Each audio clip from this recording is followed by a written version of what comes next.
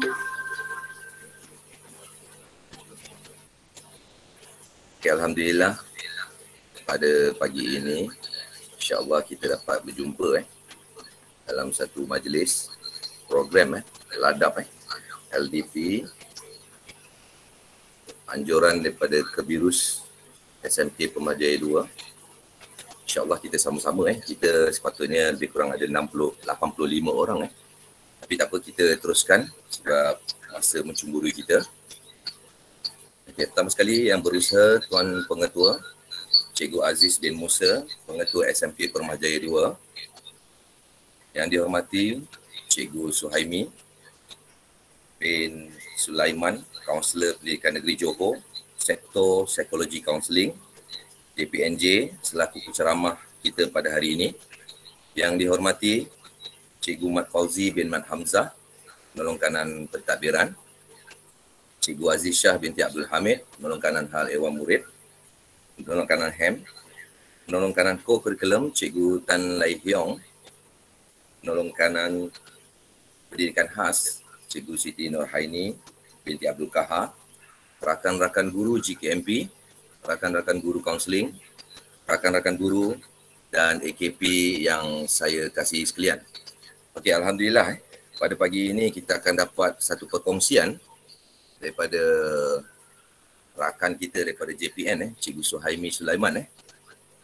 Saya baru fikir baru saya teringat Cikgu Sulaiman ni, Cikgu Suhaimi ni saya jumpa kat mana tahun 2009 kita dekat hotel sama-sama Betul Cikgu Suhaimi tahun 2009 waktu tu tengah sama-sama berjuang JU daerah Kota Tinggi, betul? Ya, betul Cikgu Pian. Betul. Ya, saya ingat balik kat mana kita jumpa ni. Okey, Alhamdulillah kita baru ingat lah, baru refresh balik. Bila perkataan sahabat tu baru saya ingat tu. Okey, tanpa membuang masa, insya-Allah kita mulakan majlis kita, program kita pada pagi ini dengan Ummul Kitab Al-Fatihah.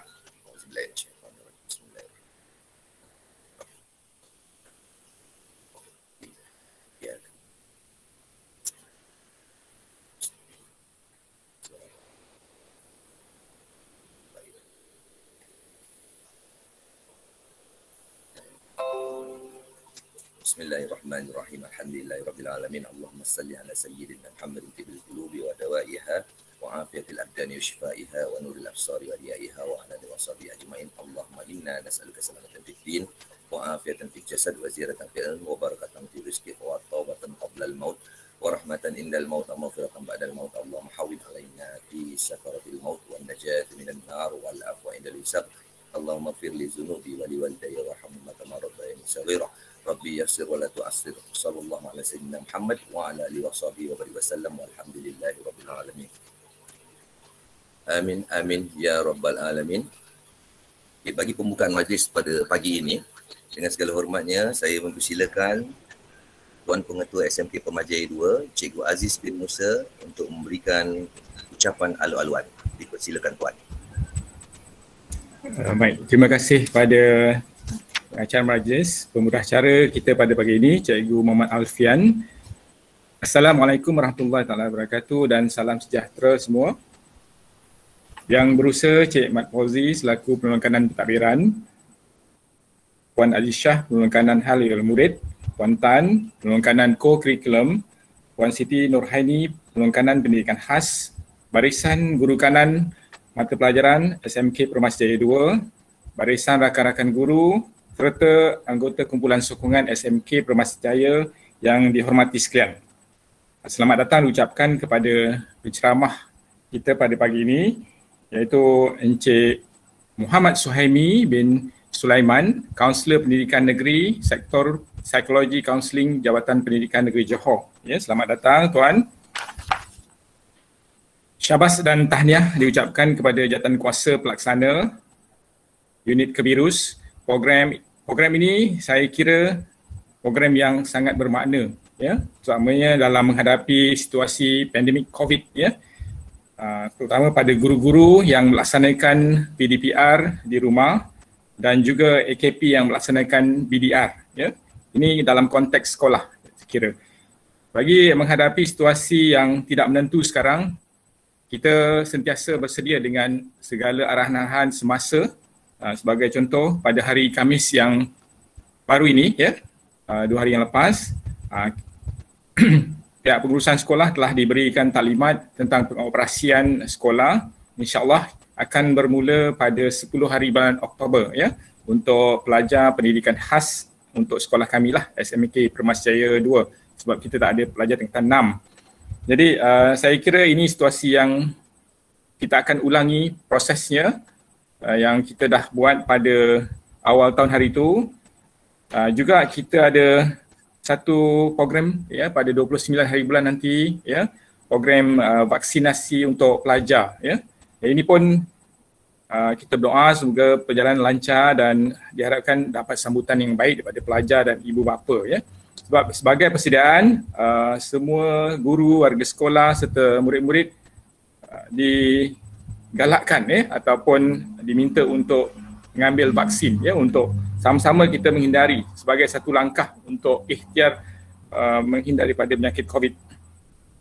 Jadi sama-samalah kita berdoa kepada Allah SWT agar pandemik COVID ini segera berlalu dan semua kita dilindungi oleh Allah SWT daripada penyakit ini. Bagi rakan-rakan guru serta AKP, mungkin ada yang telah dijangkiti ataupun ahli keluarganya. Saya berharap banyakkan bersabar.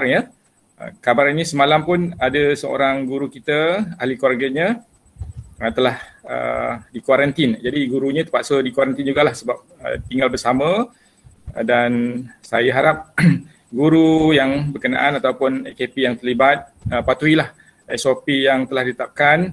Saya kira tak perlulah tergesa-gesa untuk ke sekolah sekiranya dalam keadaan tidak selamat. Lebih baik patuhi arahan kerajaan, kuarantin di rumah sehingga tempoh tamat. Jadi saya kira untuk program ini sesuai dengan keadaan semasa, ini pengurusan diri menghadapi stres. Pengurusan diri menghadapi stres ni dalam erti kata individu yang berbeza lah. Mungkin bagi peringkat saya berbeza dengan cikgu-cikgu sekalian dan juga AKP. Jadi tanpa melengahkan masa, saya serahkan semula kepada Tuan Moderator kita pada pagi ini untuk meneruskan program. Jadi sekian saja daripada saya. Selamat mengikuti program ini sehingga penghujung rancangan. Assalamualaikum warahmatullahi wabarakatuh. Sekian, terima kasih. Waalaikumsalam warahmatullahi wabarakatuh. Terima kasih kepada Tuan Pengetua, Cikgu Aziz bin Musa di atas ucapan alalan sebentar tadi. Okay, sebelum kita memulakan program kita pada pagi ini, tak kenal maka tak cinta. Okay, sebelum tu saya perkenalkan dahululah biar dia terringkas. Encik Muhammad Suhaimi bin Sulaiman, Jawatan Kaunselor Pendidikan Negeri, Sektor Psikologi dan Kaunseling, Jabatan Pendidikan Negeri Johor, sejarah perkhidmatan pada tahun 2004 hingga 2010, Guru Bimbingan Kaunseling di SMK Tan Sri Jaafar Albar Kota Tinggi pada tahun 2010 hingga tahun 2020. Beliau dinaikkan pangkat ke Kaunselor Pendidikan Daerah, Pejabat Pendidikan Daerah Kota Tinggi, dan sehingga sekarang pada tahun 2020 hingga sekarang Kaunselor Pendidikan Negeri Johor. Itu seberingkas lah. InsyaAllah lah kita teruskan. Sebelum tu saya terangkan sikit lah tentang program pada hari ini. Kita program-program pengurusan diri menghadapi stres. Okay, InsyaAllah lah. Tadi Pengetua pun dah jelaskan sedikit. Mungkin kita tahu pandemik COVID ni bukan melanda negara kita saja tapi melanda negara satu dunia. Jadi kalau pelajar pun dah boring sebenarnya di rumah, bosan. Cikgu-cikgu pun mungkin bosan juga kan. Jadi sebenarnya stres ni ada baiknya, ada tak baiknya. Betul Cikgu Suhaimi Okay. Stres ni ada baiknya, ada tak baiknya. Tapi kalau tak ada stres, kita jadi malas. Betul Jadi stres tu sebenarnya baik. Okay, tapi hari ini bukan saya yang berceramah. Saya serahkan kepada Encik Suhaimi. Okay, tanpa membuang masa, dengan segala hormatnya dipersilakan Tuan. Encik Suhaimi bin Sulaiman, dipersilakan Tuan. Assalamualaikum.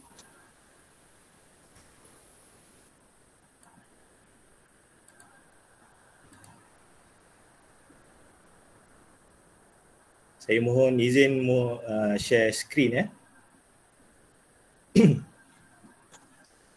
Boleh Tuan, boleh.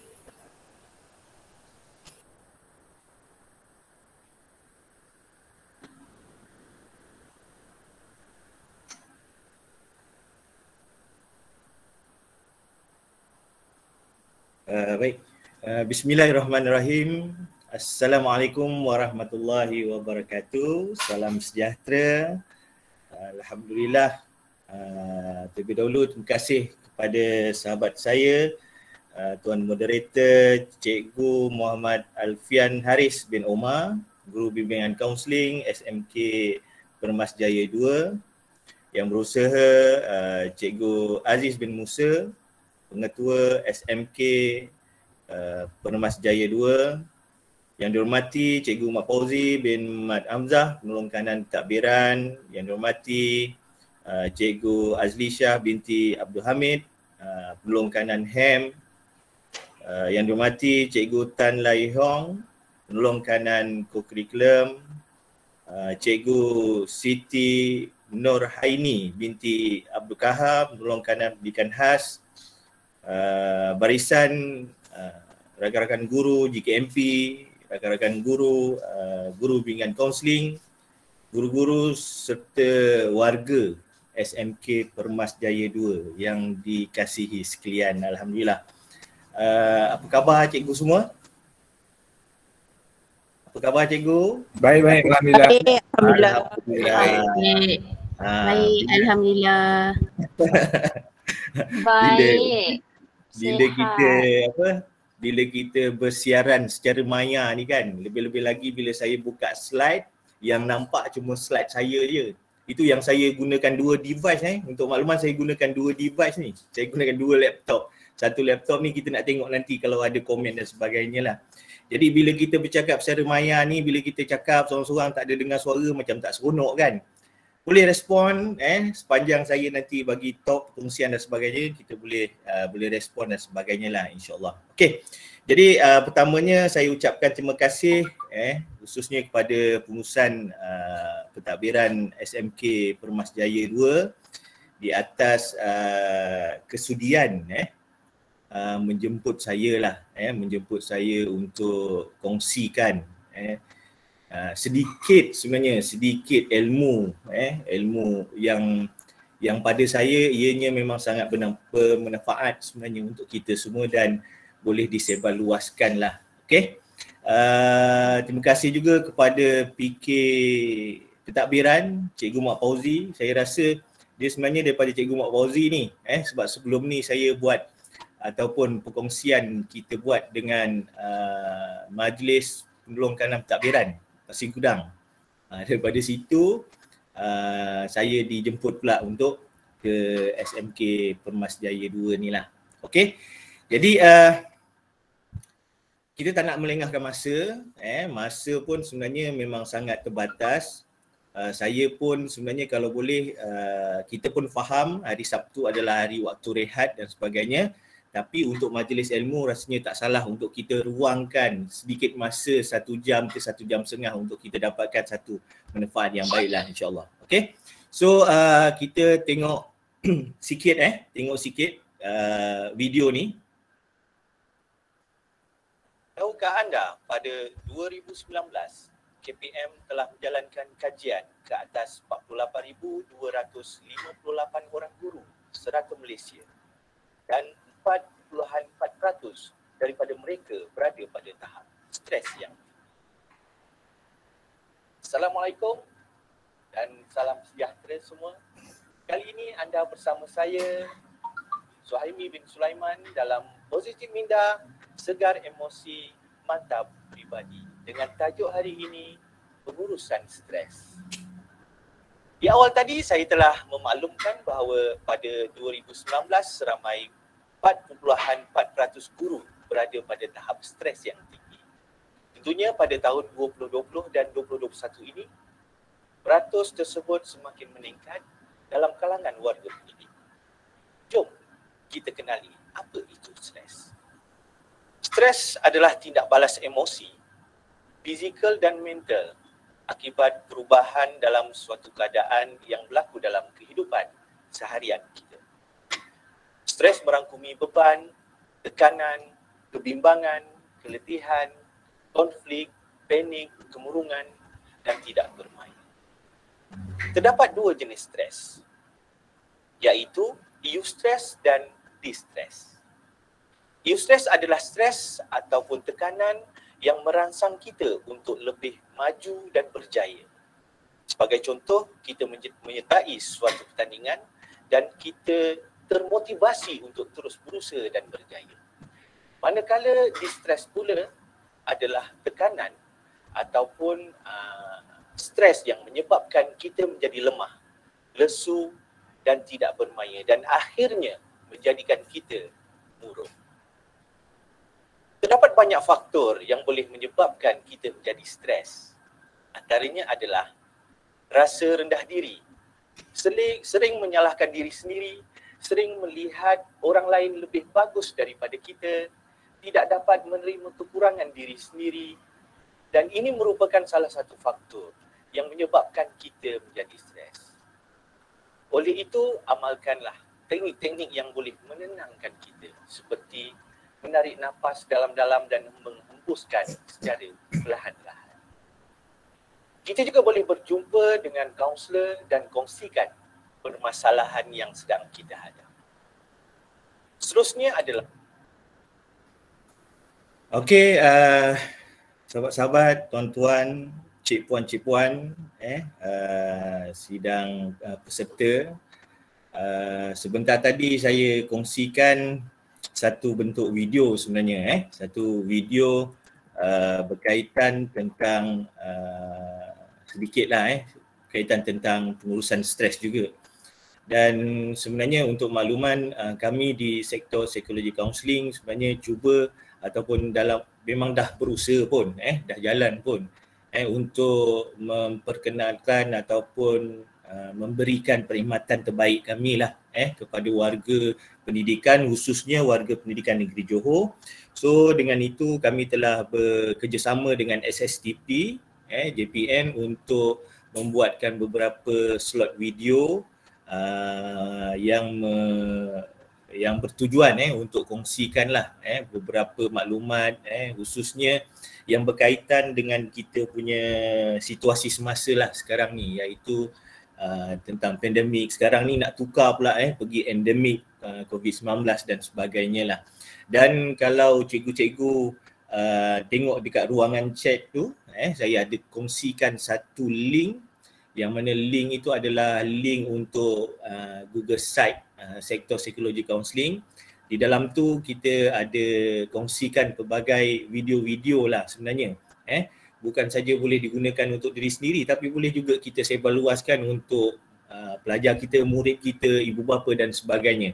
Sebab saya nampak video-video yang dibangunkan oleh rakan-rakan sahabat-sahabat kaunselor pendidikan daerah saya memang sangat-sangat baik sebenarnya dan berkaitan dengan situasi semasa. So nanti kalau ada masa, ada ruang, ada kesempatan, bolehlah melayari ataupun sajalah jengah-jengah tengok-tengok kan, kenal-kenal. Kat situ pun kita senaraikan juga. Kita ada 19 orang kaunselor pendidikan untuk negeri Johor, dan di setiap daerah ada kaunselor pendidikan, so boleh nanti kenal lah. Untuk di Pasir Gudang kita ada Puan Nurul Salwan dan juga Cik Muhammad Ali, kaunselor pendidikan daerah. Okey, so tadi awal tadi sahabat saya, Tuan Moderator Cikgu Alfian ada sebut stres ni ada baik, ada tak baik. Okey, untuk saya nak menjawab persoalan itu ataupun kita nak kongsikan persoalan itu, kita akan tengok slide by slide nantilah. Okey, so yang pertama ni daripada Antonio 1993, dia menyatakan bahawa stres ni adalah satu bentuk tekanan yang boleh membawa kesan kepada kehidupan seorang secara negatif dan positif. Macam yang Cikgu Alfian sebut tadi kan, ada positif, ada negatif. Okey, stres boleh juga dianggap positif sekiranya ia terlihat sebagai cabaran yang boleh meningkatkan potensi diri dan produktiviti. Betul lah macam yang Cikgu Alfian sebut tadilah, yang di awal-awal tadi tu sebenarnya. Sebenarnya stres ni kalau tak ada, maka kita akan duduk dekat situ aja.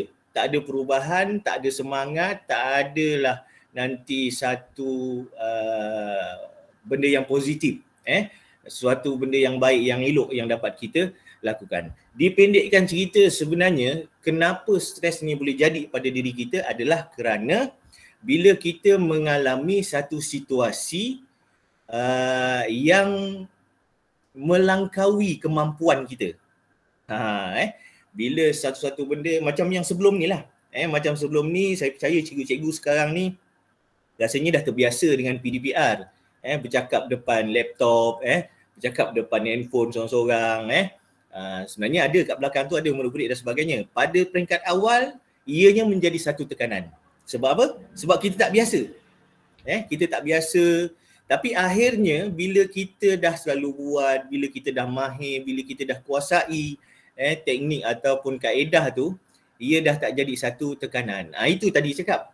Perlunya stres ni, stres yang baik lah. Tapi ada juga rakan guru kita. Ni saya just nak kongsi lah. Ada juga rakan guru kita, bukan di SMK Pemasjaya 2 lah, ni di sekolah lain lah. Yang sampai sekarang sebenarnya, bila sebut PDPR, dia akan jadi stres. Bila saya cuba selami, dekati, fahami keadaannya, rupa-rupanya dia tak menguasai ICT. Itu kuncinya.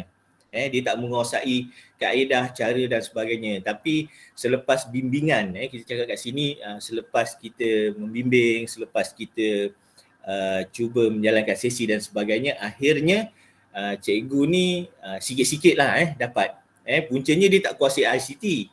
Bila dia tak kuasai ICT, kemudian dia pun tak ada usaha untuk belajar, akhirnya dia sendiri yang tertekan bila mana semua sekali dengan mesyuarat, dengan PDPR, dengan taklimat, dengan ceramah, semua nak kena guna pakai laptop. Dia pula tak tahu guna macam mana. Itulah ni sekarang ni masih lagi dalam proses bimbingan, dengan harapan akhirnya nanti dia akan berjaya lah. Dan adalah kita nampak kat sini adalah perubahan-perubahan positif dekat sini pada cikgu yang tersebut. Okey. Seterusnya cikgu, ini fakta macam yang awal tadi dalam video pun kita dah sebut juga, ada lebih kurang 4.4% cikgu kita seluruh Malaysia ni, di seluruh Malaysia KPM jalankan kajian, dan saya salah seorang daripada yang terlibat secara tak langsung lah dalam kajian KPM di bawah bahagian psikologi kaunseling KPM. 4.4% cikgu kita mengalami stres yang tinggi. Okey. Dan itu pada 2019, dan saya percaya sebenarnya masuk 2020 bila start saja COVID-19 ni, masuk lagi 2021, maka stres ni sebenarnya dia makin meningkat. Dia makin trending lah kalau kata orang tu kan. Okey, jadi kajian daripada WHO ni mendapati kemurungan juga merupakan penyakit keempat paling serius. Ini 2019. Di bawah jantung, di bawah penyakit diabetes, di bawah penyakit apa lagi satu saya tak ingat, barah. Dia jatuh nombor 4 untuk kemurungan ni. Okey. Dan masuk 2020, 2021 saya percaya dia mungkin akan dah mengatasi masalah-masalah 3 penyakit utama kat Malaysia tadi tu, mungkin dia akan mengatasi lah. Okey.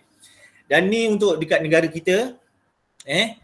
Di Malaysia kajian bunuh diri dari 2020 hingga Mei, ini kajian dibuat sehingga Mei 2021, ada 1099 kes bunuh diri. Yang mana 2020 ada 631 kes, 2021 sehingga Mei 2021 ada 468, dan saya difahamkan kes bunuh diri sehingga terkini lah, sehingga terkini tak silap saya bulan Ogos itu hari, dia dah melepasi ataupun melangkaui kes pada tahun 2020. Itu baru sampai bulan 8, belum sampai hujung tahun lagi. Okey. Jadi peratus kes melibatkan wanita lebih tinggi daripada lelaki. Yang ini sebenarnya selalu ditanya ataupun dipersoalkan lah, khususnya daripada dalam kalangan sahabat-sahabat kita ataupun cikgu-cikgu kita yang perempuan ni. Kenapa perempuan ni lebih tinggi pula daripada lelaki? Okey. Kita ambil dari satu sudut cikgu Saya jelaskan secara umum lah kat sini. Okey. Kita ambil satu sudut pemerhatian ataupun kajian yang dibuat, kenapa perempuan lebih tinggi pula peratus bunuh dirinya tu daripada lelaki. Okey. Kita ambil satu situasi. Contohlah, saya percaya sebenarnya cikgu-cikgu dekat rumah, cikgu-cikgu perempuan lah dekat rumah, selain daripada buat kerja-kerja sekolah, PDPR dan sebagainya, cikgu juga buat kemas rumah. Dah buat PDPR, Ini cikgu perempuan. Buat PDPR. PDPR anak pun dia kena tengok juga. Itu sebenarnya antara punca sebenarnya. Punca-punca yang menyebabkan cikgu perempuan ni lebih stres. Dia berbanding cikgu lelaki lain sikit. Macam saya sendirilah. Saya tak payah cari contoh luar ataupun contoh yang jauh-jauh. Saya sendiri pun, saya dengan wife saya nampak. Saya sendiri pun rasa sebenarnya. Sebab apa? Sebab perempuan ini dia punya rasa apa dia panggil rasa tanggungjawab dia tu, bukan kata suami ni tak tanggungjawab, tak, tapi dia rasa kasih sayang itu dekat, dia rasa keperluan itu, rasa keutamaan itu pada anak dan sebagainya itu lebih tinggi. Itu yang menyebabkan akhirnya kalau seorang cikgu perempuan ni dia tak dapat nak mengurus, mana dia nak kerja PDPR, mana nak kerja dekat rumah, nak kemas, nak masak, nak sebagainya, nak basuh baju sebagainya tu, mana nak PDPR anak lagi, nak tengok kerja sekolah lagi. Akhirnya sebenarnya dia akan menyebabkan cikgu ini sebenarnya dia tak boleh nak mengawal diri. Itu yang bahaya. Bila kita tak dapat nak kawal diri kita, akhirnya kita juga akan merana. Okey. Jadi seterusnya kajian menunjukkan bahawa mereka yang dimasukkan ke hospital kerana cubaan bunuh diri menunjukkan 4 dari 5 orang mengalami kemurungan. Okey, nanti kita kenal pasti. Saya akan kongsikan macam mana kemurungan ni pula. Kita cerita pasal stres, tapi kenapa boleh masuk kemurungan pula ni? Okey, tak apa. Nanti kita akan tengok. Alright. Jadi untuk tadi saya sebutkan sampai pasal kemurungan kan. Okey, yang ini kita masuk part tu lah, bahagian yang itulah. Yang pertama sekali, kita kena faham, kita kena tahu dan kita kena maklum tentang 3 benda ni. Kalau sebelum ni kita sebut pasal penyakit 3 serangkai, kencing manis, darah tinggi, jantung. Itu penyakit 3 serangkai. Untuk penyakit psikologi pun sebenarnya cikgu-cikgu dia ada juga 3 serangkai ni. Apa 3 serangkai tu? Okey, 3 serangkai tu dia akan mula dengan stres. Kemudian anxiety. Kemudian depression. Depression ni kemurungan lah. Okey, kita jelaskan dekat sini. Stres yang tidak diurus dengan baik, tidak dapat ataupun tidak dicari penawar ataupun cara kaedah yang baik untuk mengawal stres. Dia cuma boleh mengawal tau. Stres ni dia tak boleh hilang cikgu. Stres ni dia tak boleh kita nak hapuskan, tak boleh. Sebab dia akan sentiasa ada. Dan stres ni sebenarnya bukan pada kita je yang dah dewasa ni, tak. Dia ada juga pada kanak-kanak, pada anak kita yang di sekolah kebangsaan. Baby yang dalam buaian tu pun sebenarnya dia ada stres. Cumanya dalam baby dalam buaian tu dia tak boleh lah kan. Tak boleh lah nak cakap, mak aku stres, abah aku stres. Tak boleh lah. Yang boleh baby cuma menangis. Anak kita yang kat sekolah rendah, sekolah menengah pun sebenarnya ada stres. Cuma tinggal lagi mungkin dia orang tak tahulah ini stres sebenarnya. Okey. Stres ni dia tak boleh hilangkan, tapi dia boleh diturunkan. Stres yang jahat masuk kat sini saya cakap stres yang negatif lah. Boleh di-reducekan ataupun kita absorb, kita serap dan akhirnya kita dapat kawal. Okey. Stres yang tak dapat diurus dengan baik, dia akan merubah diri seorang itu kepada masalah anxiety. Apa pula anxiety ni? Anxiety ni masalah kebimbangan, kerisauan. Daripada stres yang tak boleh diurus dengan baik, dia akan merubahkan seorang ini kepada masalah kebimbangan, rasa risau, rasa gelisah, rasa tak sedap hati, rasa tak senang dan sebagainya. Dan bila anxiety ni pula tak diurus dengan baik, tak dirawat, tak dikawal, maka dia akan merubah seorang itu kepada masalah kemurungan ataupun depression. Itu tadi saya cakap tadi, kaitan stres dengan kemurungan. Inilah sebabnya. Bila mana seorang itu dah masuk ataupun dah dijangkiti lah, kita cakap kat sini telah dapat masalah kemurungan ni, senang ceritanya macam inilah. Sebelah kaki lah cikgu sebelah kaki tu dia dah masuk dalam alam psikiatris, alam masalah psikiatris. Okey, dan ada juga kes-kes yang bila mana kemurungan ni dia dah perlu dirujuk kepada psikiatri, bukan pada kaunselor lagi. Dia terus kena rujuk pada psikiatri dan akhirnya dia terpaksa ataupun kebergantungannya untuk makan ubat. Ubat, kita cakap kat sini bahasa senang kita faham, ubat penenang lah masuk kat sini. Ubat psikiatri ni dia baca ubat banyak cikgu banyak jenis, banyak dos, banyak dia punya kategori dia. So yang lebih wajar, lebih baik, lebih elok sebenarnya kalau kita rujuk pada psikiatri, pakar psikiatri. Dekat hospital, saya rasa dekat semua hospital ada dia punya unit psikiatri. Macam kita dekat Johor yang besarnya antara HSA dengan HSI, yang ada unit psikiatri yang besar adalah dekat di Sultan Ismail. Sultan Ismail. Ada dia punya pakarnya lah dan sebagainya. Okay, so jelas untuk stres ni, stress, anxiety dan juga depression. So kita tengok selanjutnya. Saya nak tanyalah ni pada cikgu-cikgu semua. Okay, cikgu-cikgu warga Sidang Maya ni. Okay, adakah stres ni bahaya? Boleh type, boleh jawab. Saya rasa lebih elok kita type lah. Type dekat chat. Boleh jawab. Silakan cikgu. Tak apa, ini tak ada jawapan betul, tak ada jawapan salah, bukan kita nak periksa, bukan kita nak exam, bukan ada kaitan dengan kita punya perkhidmatan dan sebagainya. Tak ada. Ini dalam proses kita nak belajar dan saya nak kongsikan, apa ilmu yang saya ada supaya kita dapat sebarluaskan ilmu ni. Okey cikgu, boleh teruskan. Boleh dekat ruangan chat tu. Saya buka 2 device supaya saya tujuannya untuk tengok ni lah. Tengok chat ni. Tak kisah. Kalau kata cikgu rasa Bahaya. Okey, bahaya. Lain? Bahaya, stres normal dan tak bahaya. Okey, bahaya. Ada lagi? Lain boleh jawab? Normal, bahaya, boleh menyebabkan orang hilang akal. Wah, okey cikgu. Tahniah. Okey, teruskan lagi. Ada lagi? Okey. Tak apa. Terima kasih cikgu untuk respon. Okey. Jawapannya. Okey, jawapannya yang saya nak bawa cikgu hari ni, kita tengok. Kalau ditanya adakah stres ini bahaya? Kalau ditanya saya jawab tidak. Tapi, ada tapinya. Sekiranya ia diurus dengan baik dan seterusnya tidak menjadi satu komplikasi serta boleh menjadi punca kepada penyebab masalah kematian. Dia seterusnya tidak menjadi satu komplikasi. Komplikasi maksudnya tadi, stres, tukar pada anxiety, tukar kepada depression ataupun kemurungan. Sebenarnya cikgu, saya nak ajak cikgu-cikgu semua hari ini. Kalau sebelum ni kan, kalau tengok pada chat tadi tu, kebanyakannya cakap stres ni bahaya, tak elok, tak bagus, negatif dan sebagainya lah. Ini sebahagian lah, sebahagian. Tapi kita tak apalah, kita nak belajar kan, kita nak tengok kan.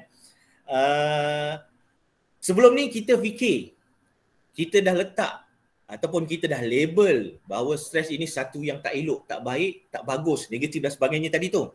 So hari ni cikgu, saya nak bawa cikgu-cikgu supaya kita twist, kita tukar, kita ubah pemikiran kita tu. Mentality kita itu yang menyatakan bahawa stres ini tak baik, tak bagus, tak elok tadi tu kepada satu bentuk yang positif. Kenapa? Sebab cikgu, bila kita fikir ataupun kita labelkan, kita taggingkan sesuatu itu sebagai satu yang positif, yang elok, yang baik, akhirnya apa akan jadi pada kita? Kita akan rasa selesa, kita akan rasa seronok, kita akan rasa lebih bagus, lebih baik dan sebagainya. Tapi kalau kita dah label benda tu ataupun sesuatu itu tak elok, tak baik, tak bagus, maka dia akan jadilah tak baik juga, tak bagus juga, negatif juga. Jadinya cikgu, saya nak bawa cikgu hari ni supaya melihat stres itu sebagai satu perkara yang positif untuk diri kita. Walaupun pada asasnya kita nampak ianya adalah sebagai satu yang teruk, yang tak baik, yang tak elok tu. Sebenarnya kita boleh twist supaya psikologinya kita dapat merubah. Bila psikologi kita dapat ubah benda daripada negatif pada positif, dia akan secara fizikalnya juga akan berubah menjadi sesuatu yang positif. Boleh cikgu? Boleh jelas kat sini? Okey. Jadinya serta boleh menjadi punca kepada penyebab kepada masalah kematian. Itu yang saya cakap tadi, kematian ni merujuk kepada masalah bunuh diri tadi itulah. Sebab bila seorang itu dah berada pada tahap kemurungan dan akhirnya kemurungan dia juga tak dirujuk pada pakar ataupun tak mendapat rawatan yang sewajarnya, maka dia akan menjadikan seorang itu macam-macam lah, masalah bipolar disorder, kita ada skizofrenia, ramai sebenarnya. Untuk makluman lah, just nak kongsi lah untuk semua cikgu-cikgu. Sebenarnya rakan-rakan guru kita sebenarnya ramai sebenarnya. Kalau ikut persen, tak apalah saya tak nak sebut, tapi ramai cikgu-cikgu kita sebenarnya mengalami masalah psikiatrik. Paling banyak skizofrenia. Apa dia skizofrenia? Skizofrenia ni dia ada halusinasi, sama ada dari sudut visual ataupun daripada audio, daripada pendengaran. Kadang-kadang dia tengah duduk saja, duduk diam, duduk termenung, tiba-tiba dengar je suara. Suara berbisik orang cakap. Ataupun dia tengah duduk bersandar, duduk saja kan, tangan dekat dahi, contoh. Dia nampak bayangan visual yang menyuruh ataupun mengajak dia melakukan sesuatu yang tak baik, yang tak elok lah. Maksudnya macam gitulah. So minta dijauhkan lah. InsyaAllah. Okay. So untuk hari ni cikgu, untuk hari ni sebenarnya dia ada banyak ada banyak sebenarnya terapi, teknik, cara, kaedah untuk kita mengurus stres. Saya listkan, ini sebahagian lah teknik pernafasan, relaksasi otot, terapi urutan, teknik urutan 5 jari, terapi warna dan sebagainya lah. Kalau cikgu tengok kat sebelah bawah tu ada hobi, ada YouTube. Okey, hobi sebenarnya cikgu. Sebenarnya kadang-kadang kita ni buat sebenarnya terapi-terapi ni untuk urus stres kita. Cuma kita tak tahu. Rupa-rupanya yang kita buat itu adalah terapi sebenarnya. Contoh, kita dah seharian bekerja. Sampai rumah, kita buat benda yang kita suka. Hobi kita seronok kita buat. Contoh, kita basuh kereta. Itu pun sebenarnya satu terapi sebenarnya. Ada orang, bila dia penat bekerja, dia balik kerja sebagainya, dia singgah pergi mall, pergi shopping. Itu pun satu terapi cikgu. Ada orang bila dia penat, cuti-cuti sekolah, contoh cuti macam hari Sabtu, hari Jumaat, Sabtu ni dia pergi mancing. Mancing kat kolam ke, mancing kat sungai ke, mancing kat laut ke. Itu pun terapi sebenarnya. Hobi kita adalah terapi sebenarnya cikgu. Cuma tinggal lagi mungkin sebelum ni kita tak perasan, kita tak tahu. Oh patutlah aku lepas aku penat-penat, aku buat benda yang aku suka ni, hobi aku buat. Contoh berkayuh basikal dan sebagainya ni. Bila lepas tu kita rasa macam rasa macam lapang, rasa macam lega, rasa macam selesa. Sebenarnya cikgu, hobi yang kita buat itu juga adalah merupakan satu terapi untuk diri kita. Cuma sebelum ni kita mungkin tak faham ataupun tak perasan lah agaknya tentang perkara tersebut. Okey, yang bawah sekali tu YouTube. YouTube ni macam mana pula kan Cik Suhaimi kan? Sebenarnya cikgu kadang-kadang bila kita rasa penat bekerja dan sebagainya, ada orang digunakan YouTube ni untuk dia suka menyanyi. Dia karaoke. Ada orang dia suka tengok kucing. Bila tengok kucing dia rasa macam alahai, rasa lapang je, rasa elok aja, rasa tenang aja. Dekat mana dia tengok tu? Dekat YouTube. Ada orang dia dengar lagu instrumental. Dekat mana? Dekat YouTube. Ada orang dia tengok gambaran ataupun ada satu pemandangan. Dekat mana? Dekat YouTube. So YouTube pun juga boleh menjadi kita punya terapi untuk diri kita. Tapi untuk hari ni insyaAllah, untuk hari ni saya akan kongsikan pada cikgu-cikgu semua yang saya tanda 3 tu. Yang pertama teknik pernafasan. Yang kedua kita buat kat sini teknik urutan, massage terapi. Yang ketiga teknik urutan 5 jari. Teknik urutan 5 jari ni dia lebih mudah sikit, lebih ringkas sikit daripada teknik urutan tadi tu. Okey. Dan kalau ada masa saya akan kongsikan berkenaan tentang terapi warna tu. Okey, terapi warna. Macam mana warna, sebab warna dengan diri kita ni sebenarnya tak boleh nak berpisah cikgu. Kemana kita pergi, mesti ada warna. Ada ke kita pergi yang tak ada warna? Semua tempat ada warna. So, warna ni tak boleh nak dipisahkan dengan diri kita. So, macam mana kita nak serap warna tu, nanti. Untuk mendapatkan aura positif tu, nanti saya kongsikan pada cikgu. Okey. So, kita terus yang pertama. Adalah teknik pernafasan. Okey cikgu. Untuk hari ni kita akan cuba buat sama-sama Kita buat sama-sama, kita apply sama-sama, kita lakukan sama-sama. Sebab saya percaya kalau kita dengar saja tanpa kita buat, akhirnya kita tak dapat pun apa yang kita belajar hari ni ataupun yang saya kongsikan hari ni. Jadi saya harapkan cikgu-cikgu bolehlah boleh sama-sama kita buat sama-sama supaya akhirnya nanti bukan saja dia untuk diri kita boleh kongsi pula dekat rumah dengan anak kita, dengan suami, dengan isteri dan sebagainya. Okey. Yang pertama ni kita pergi pada teknik pernafasan. Teknik pernafasan kat sini, okey, Kalau cikgu nampak kat sebelah bawah tu ada formula 3364. Apa dia 3364? 3364 ni adalah kiraan kita. Okey?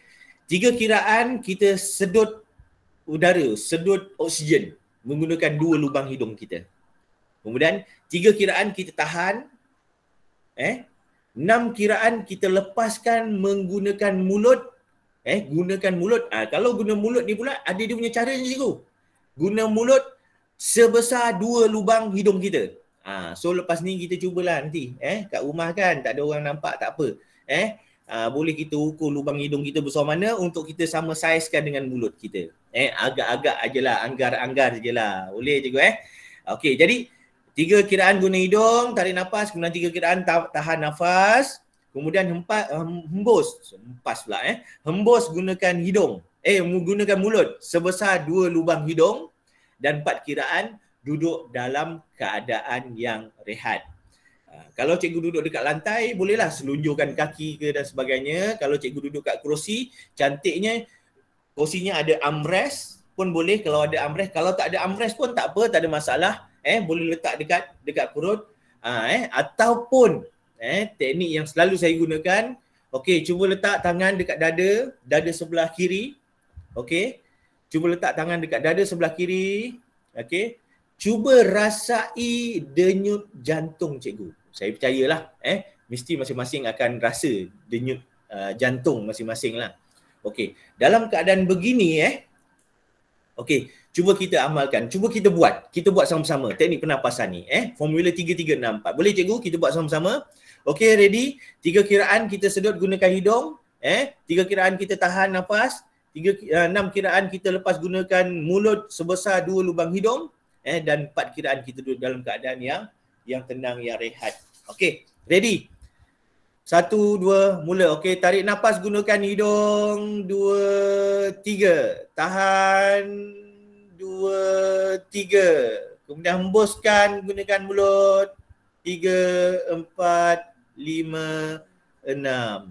Dan kemudian duduk dalam keadaan yang tenang, yang rehat. Okey, cuba ulang 2-3 kali ataupun cuba ulang beberapa kali lagi. Okey cikgu? Boleh ulang, ulang sebanyak mungkin lah. Dan formula 3364 ni juga sebenarnya kalau kita mampu dia boleh tingkatkan lagi. Kita boleh ubah, kita boleh panjangkan lagi. Contohnya 66-12-8. Boleh. 66-12-8, boleh tambah lagi 99-18-12. Itu kiraan cikgu sebenarnya. Dia yang cantik sebenarnya cikgu, kita letak tangan dekat dada, kita tarik nafas, gunakan 2 lubang hidung, pejamkan mata, kita cuba bayangkan daripada bawah kaki kita. Daripada kaki, kita tarik nafas sampai kepala. Sampai kepala kita tahan nafas. Dah tahan nafas, kiraan 6 tadi tu.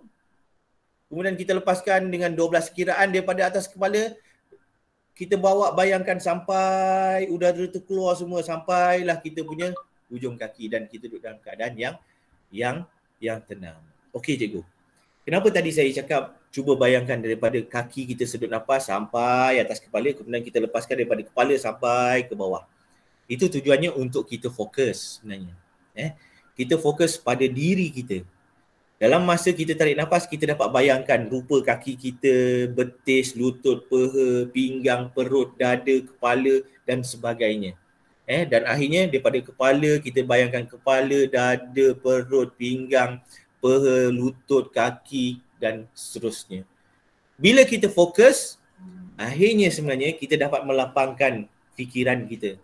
Menenangkan fikiran kita daripada tekanan yang sedang kita hadapi. Maksudnya dekat sini, bila kita berada dalam keadaan yang stres, kita berada dalam keadaan yang tertekan, ataupun kita berada dalam keadaan yang tengah marah ke, tengah sedih ke dan sebagainya, kita boleh gunakan teknik ini untuk kita riliskan, kurangkan ataupun cuba absorb, cuba tenangkan diri kita dengan cara bernafas dan fokus pada tubuh badan kita. Boleh tak cikgu? Boleh tak setakat ni? Boleh. Okay, thank you cikgu, thank you. Okay, itu yang pertama, teknik pernafasan. Sangat mudah sebenarnya. Sangat simple, sangat mudah. Alright. Yang penting kita buatlah. Kalau kita tak buat, tak jadi juga cikgu. Okey, ini ada panjang sikit, dia ada 10 step. So kita kena buat sama-sama, iaitu urutan terapi urutan ataupun massage terapi. Okey. So saya kongsikan sikit, massage terapi ni adalah saya ambil ataupun saya belajar daripada salah seorang KPSU bahagian psikologi dan kaunseling, Cik Azizur Rahman. Cik Azizur Rahman pun dia sebenarnya sebelum ni dia di PPD Pasir Gudang. Di PPD Pasir Gudang, kemudian dia ke jabatan dan pada 2011 ke 12 macam itulah dia naik ke kementerian. So dia yang membangunkan satu terapi dipanggil home terapi. Dalam home terapi tu dia banyak terapi-terapi dan salah satu terapi itu adalah terapi urutan. Terapi urutan ni setelah kajian dibuat dan sebagainya, sumber-sumber yang diambil dan sebagainya, dijadikan satu terapi dipanggil terapi urutan ataupun massage terapi dengan tujuan sebenarnya untuk release, untuk tenang, untuk kedamaian diri kita. Cumanya dia perlu ada satu usaha lah ataupun tindakan lah, perbuatan lah pada diri kita untuk kita usik, sentuh, urut, picit dan sebagainya bahagian-bahagian tertentu yang akhirnya sebenarnya tujuannya adalah untuk riliskan kita punya tekanan, stres dan sebagainya. Okey. So boleh kita terus cikgu untuk massage terapi ni ataupun terapi urutan ni. Okey. Dia ada 10 tempat ataupun 10 bahagian yang boleh kita urut dan pelaksanaan terapi ini boleh kita buat untuk diri kita sendiri dan sebenarnya lebih baik kalau dia berpasangan. Tapinya kalau kita tengah seorang-seorang macam ini lebih elok tak apalah kita buat seorang-seorang. Dia cantiknya kalau ada lagi seorang dia akan duduk depan kita lah. Contoh saya yang akan mengurut dan orang yang diurut akan berada di depan kita. Sama ada kita duduk ataupun kita berdiri. Tak ada masalah.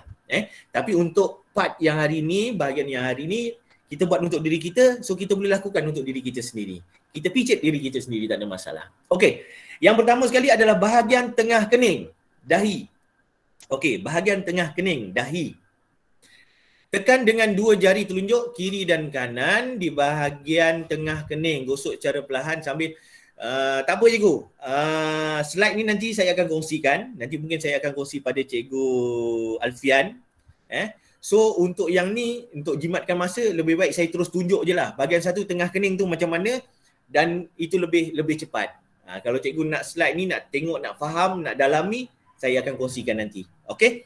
So cara untuk bahagian satu, kalau ada yang pakai spek boleh buka lah cikgu boleh buka spek mata. Okey, cara untuk bahagian pertama adalah di bahagian tengah kening. Bahagian tengah kening tu mana? Bahagian tengah kening ni ini tengah kening ni. Tengah-tengah kening kita ni. Caranya adalah kita gosokkan saja. Tak kisahlah nak guna 2 jari ke ataupun saya lebih mudah, lebih refer untuk guna 1 jari.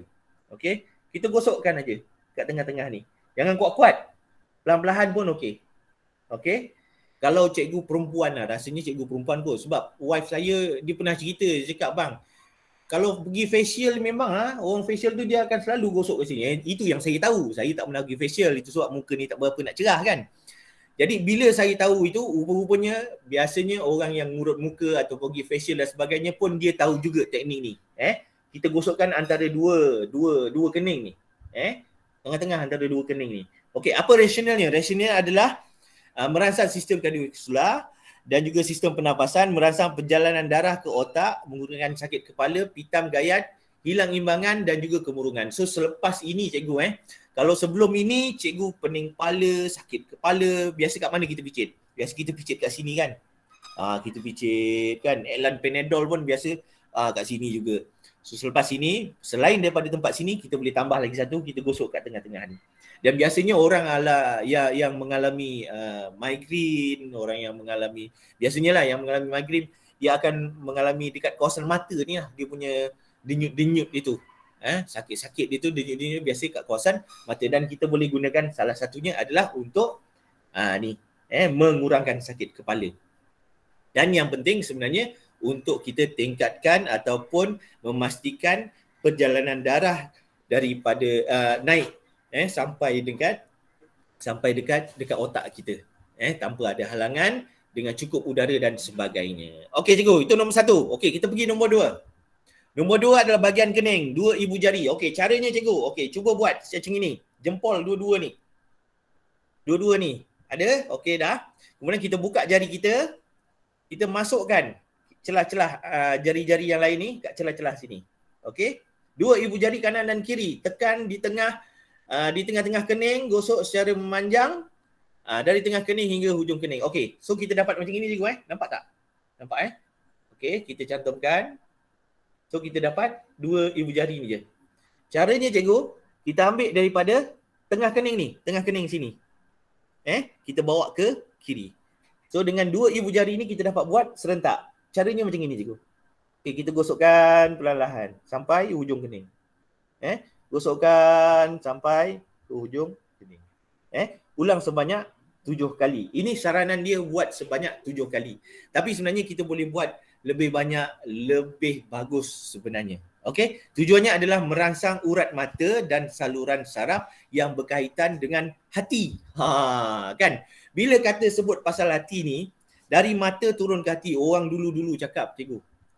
Rupa-rupanya bila saya dapat belajar benda ni, baru saya tahulah, saya faham. Patutlah orang lama dulu, mak ayah kita, atuk kita, nenek kita dulu cakap, dari mata turun ke hati. Rupanya atuk nenek kita dulu pun dah tahu daripada mata ni ada saraf yang berkaitan dengan hati. So selepas ini, selain daripada sakit kepala cikgu, selain daripada pening kepala, kalau kita ada rasa iri hati, kita rasa sakit hati, kita rasa dendam, kita rasa tak selesa, tak puas hati dan sebagainya, cuba urut kening. InsyaAllah dia dapat riliskan kita punya tindakan negatif tu tadi. Cuba. Cuba insyaAllah. Okey. So tahu cikgu gunakan dua ibu jari ni, kita silangkan jari yang lain. So kita gosokkan sampai ke hujung. Buatlah sebanyak mungkin yang boleh. Jangan sampai hilang sekali, dah gosok. Sekali tengok cermin, bulu kening habis semua. Jangan sampai macam itu cikgu. Itu dah terlalu akut dah kita cakap kat sini kan. Dah terlalu melampau lah. So gosok perlahan-lahan.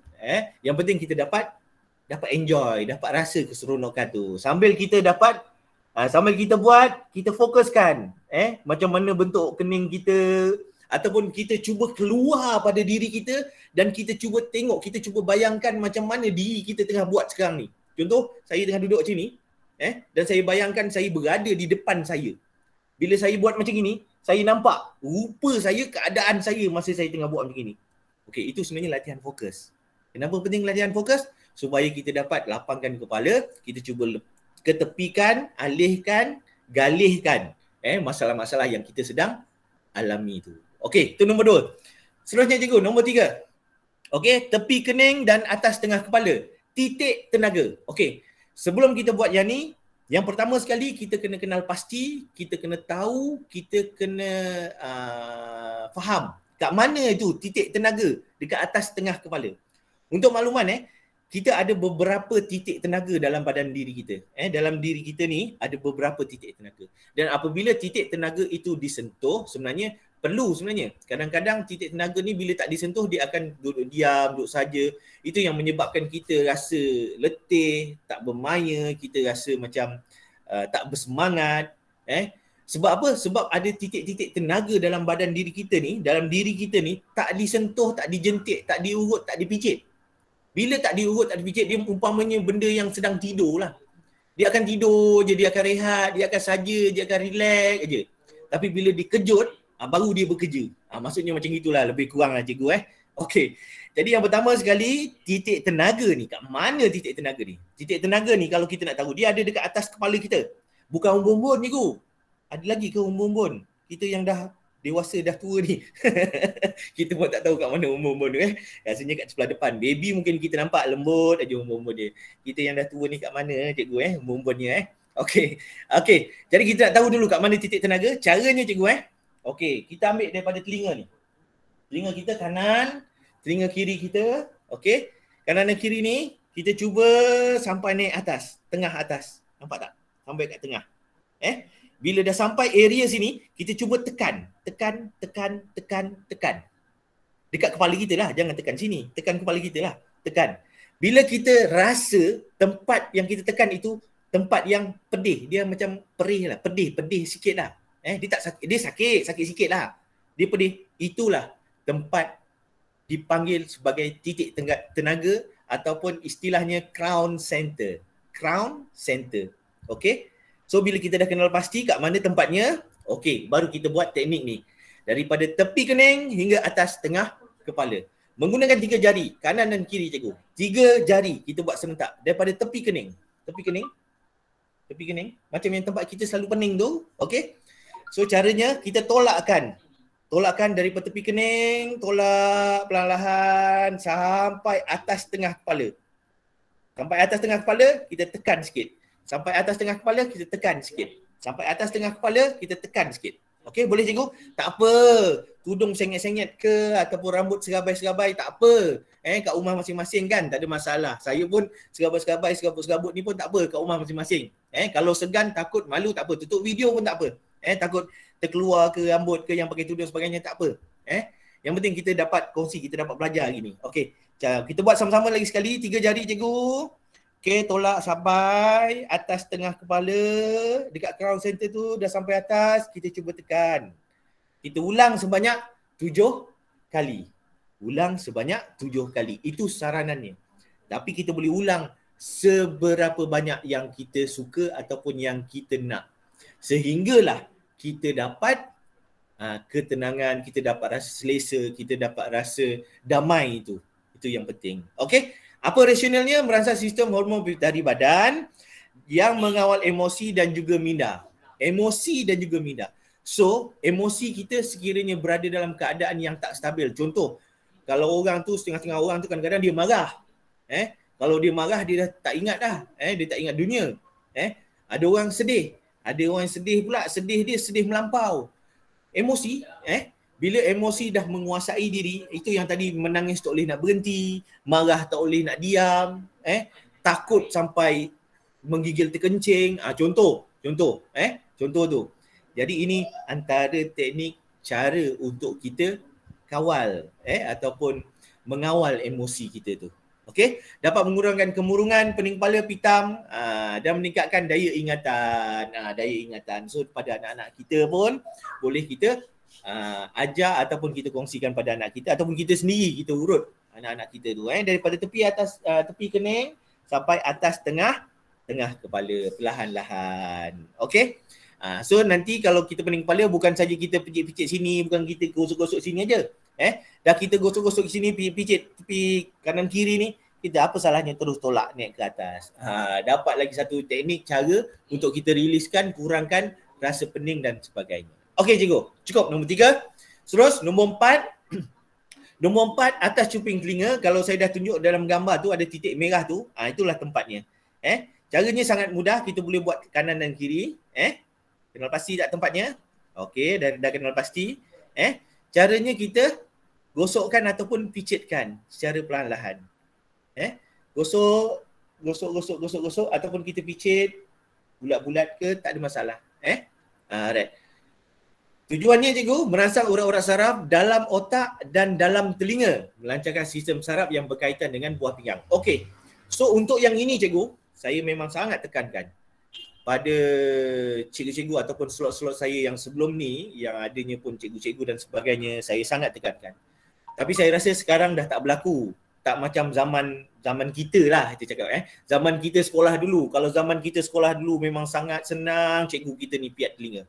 Benda yang paling senang untuk dia denda kita adalah dengan piat telinga. Hati-hati cikgu Bukan kata untuk anak murid kita, untuk anak-anak kita sendiri pun sebenarnya. Bila kita usik telinga, hati-hati sebab telinga kita ni ada saraf yang berkaitan dengan buah pinggang. Kita khawatir sekarang kita piat, kita kulas dan sebagainya, mungkin tak ada efek. Kita takut nanti masa akan datang ataupun nanti anak-anak kita dah remaja, dah dewasa dan sebagainya, dia akan efek pada buah pinggang. So hati-hati untuk kita usik telinga kita ni, cuping telinga kita ni. Hati-hati. So masa kita urut pun, kita urutlah dengan keadaan yang relax, yang tenang, yang ringan, yang sesedap rasa lah senang cerita kat sini. Okey, dapat? Yang nombor 4. Mudah kan? Alright. Okey, kemudian bahagian mata.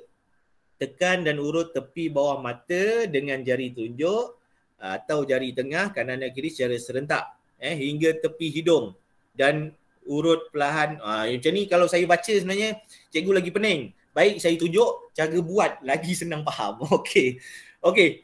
Caranya kita gunakan satu jari ataupun dua jari, boleh, tak ada masalah. Kita letakkan dekat tepi mata ni. Tepi mata. Kalau cikgu rasa kita punya keliling mata ni ada dipanggil apa cikgu yang ni? Okey, lepas gosok semua muka ceria. Betul cikgu. Eye bag, eye bag. Eye apa? Apa? Okey, tak apalah. Dia ada tulang kan? Kita ada rasa tulang kan? Ada rasa tulang Eye bag. Ya cikgu. Eye bag. Yes.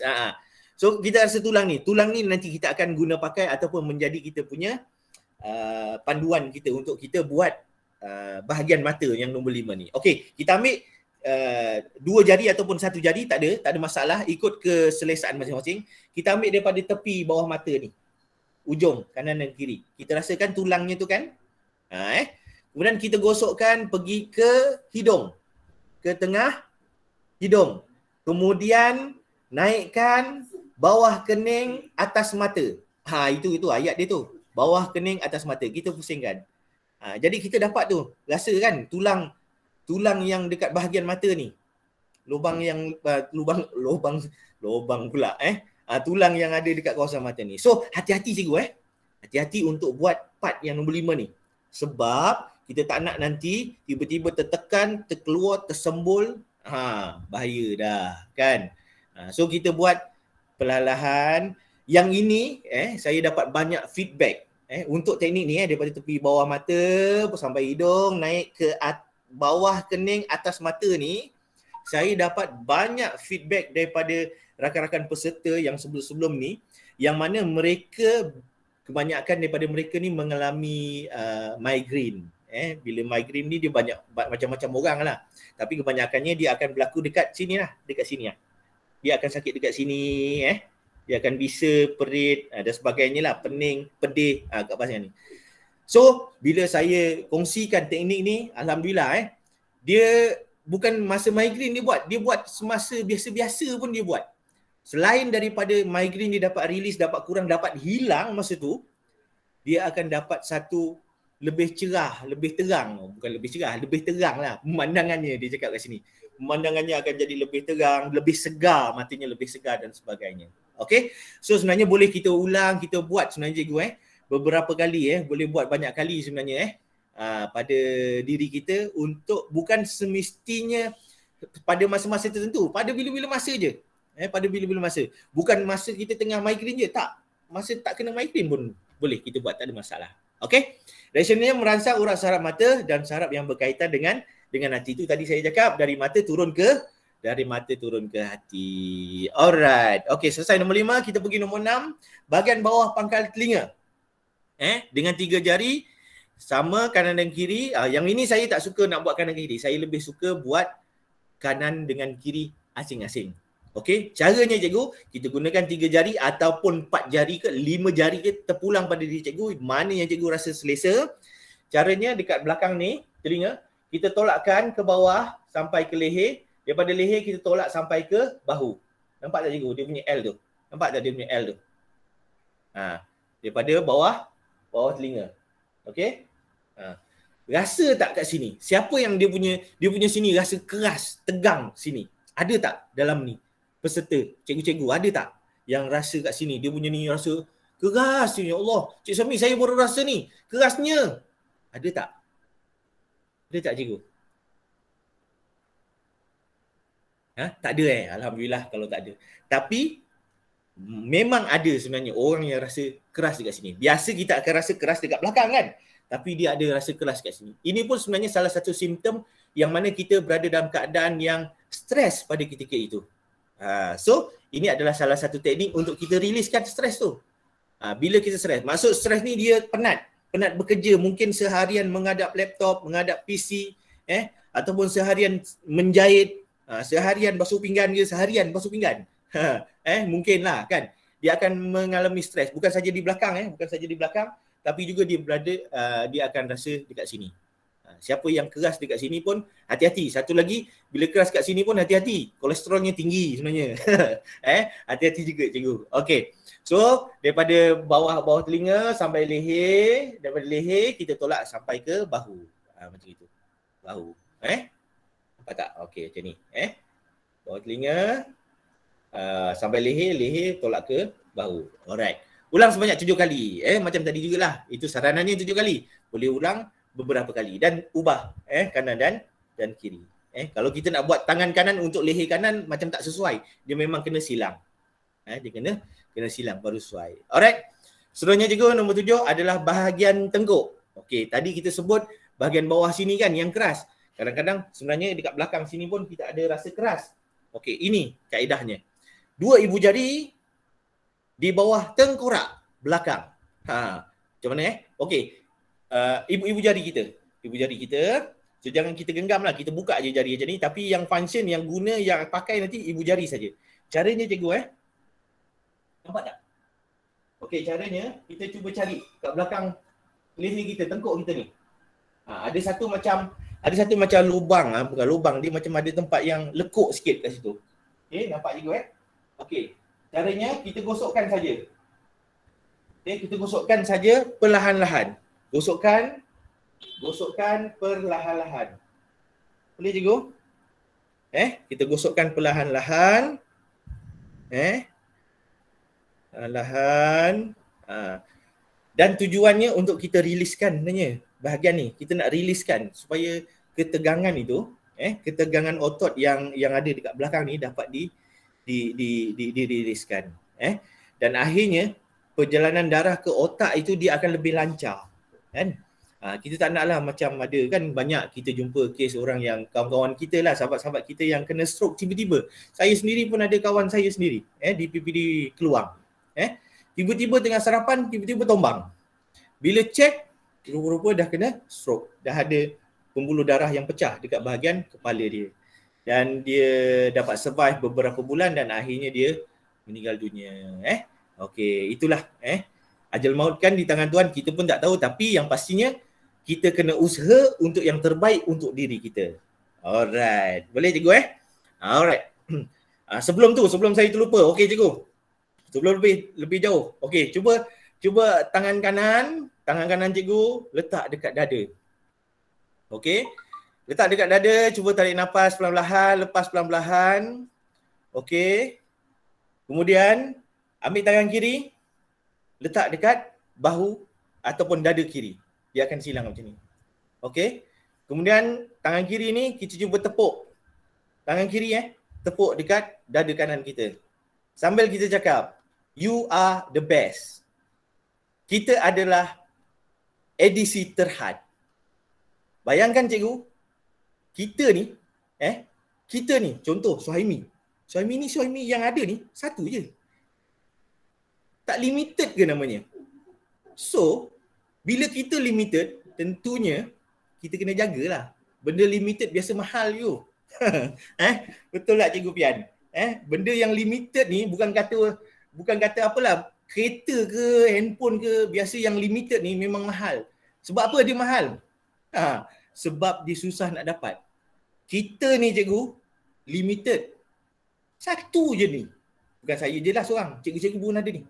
Cikgu-cikgu yang ada dekat rumah ke, dekat mana tadi saya nampak ada yang tengah bawa kereta ke. Terima kasih sangat cikgu. Sambil bawa kereta, sambil nak memandu, sambil berjalan tadi, saya nampak tadi sambil berjalan ada videonya. Untuk bersama-sama hari ni. Terima kasih cikgu. Sebab apa? Sebab cikgu telah meletakkan diri cikgu sebagai sesuatu yang utama, yang paling penting. Sebab apa? Untuk dapatkan yang terbaik pada diri kita. Kerana kita adalah limited. Kita adalah special edition. Kita ada satu je. Kita satu je. Tak ada yang lain. Ada ke klon Suhaimi? Tak ada. Tapi tak tahulah kalau orang lain buat klon Suhaimi. Contoh. Klon Alfian. Ada seorang lagi Alfian dengan dia punya mukanya, handsome-nya, kacaknya, cara cakap yang sengau-sengau, serak basah itu. Contoh. Ada lagi seorang? Tak ada. Kita seorang je cikgu.